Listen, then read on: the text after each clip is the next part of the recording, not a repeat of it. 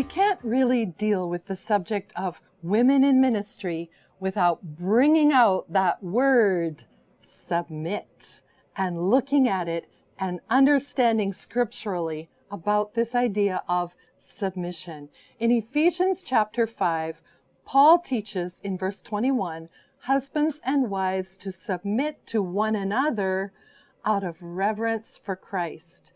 Then he goes on in the next verse, verse 22, to say, wives, do this to your husbands. And in that verse, verse 22, which is actually the favorite verse of a lot of people, to get the verb submit in the Greek, you have to refer back to verse 21. Husbands and wives submit to one another out of reverence for Christ. Verse 22, wives to your husbands as to the Lord.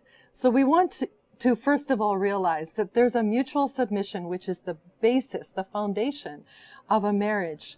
But we also want to emphasize that the Bible is not teaching that women should submit to men, but that wives should submit to their own husbands. You see, in the Greek New Testament, there's one Greek word for woman or for wife. It's the word gyne, G-Y-N-E. Now that sounds familiar to ladies, right? As in gynecologist, a lot of words that have to do with women, gyne. How do we know whether gyne in Greek is referring to wife or women? We learn by context. Context is one of our rules in hermeneutics.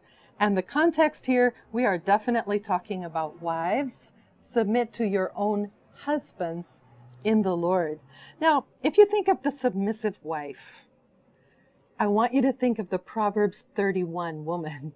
And you will see in God's ideal woman that the submissive wife is not a wallflower.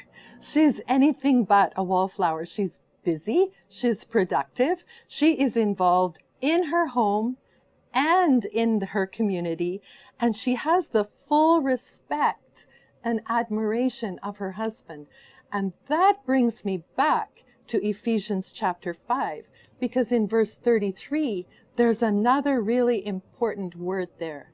It says the wife must respect her husband. So now we have two key words for women or for wives regarding their husbands. Those two key words are submit and respect. Submit to their own husbands, respect their own husbands.